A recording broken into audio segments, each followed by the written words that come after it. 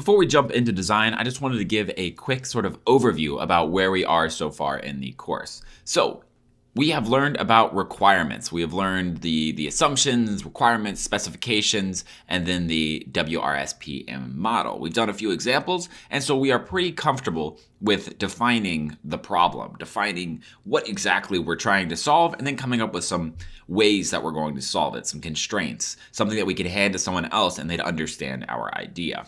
Well, the next step after we get the requirements is we need to start actually designing the thing. So back here, remember I said that we aren't in designing phase, which means we're not saying we're going to use this technology and this technology to implement X, Y, and Z. That's too much. We're just going to say if there's a constraint, so we have to use this technology, or we're going to say a top-down sort of thing or a little technical note. Nothing really too far past that.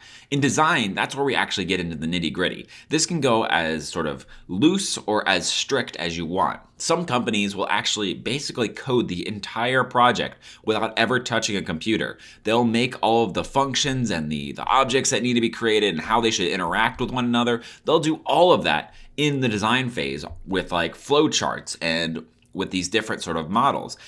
We're probably not going to go over that much detail, but we're going to go over how you might implement a model that you might be able to follow if you ever wanted to do that. Design is very important because it allows the implementation to go flawlessly. It allows it to go mainly without a hitch. It allows it to us to, again, do that saving time where if we spend, time in the beginning, we save time in the end.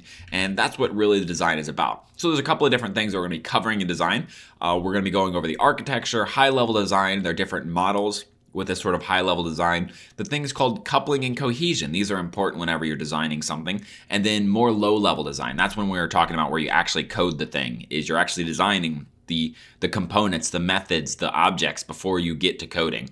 And then something called modularity, the ability to reuse code. So we are again past the first part and we're down into the second part, design. So let's jump into this.